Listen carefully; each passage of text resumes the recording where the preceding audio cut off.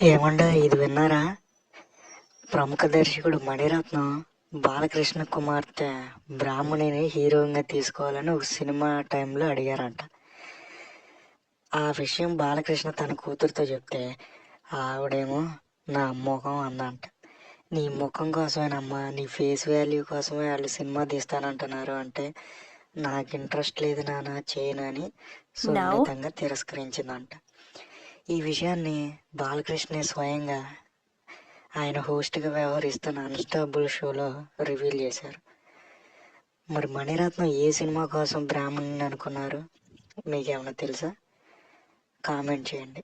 నేను ఎంత సెర్చ్ చేసినా ఆ డీటెయిల్స్ మాత్రం నాకు ఎక్కడా కనిపించలేదు.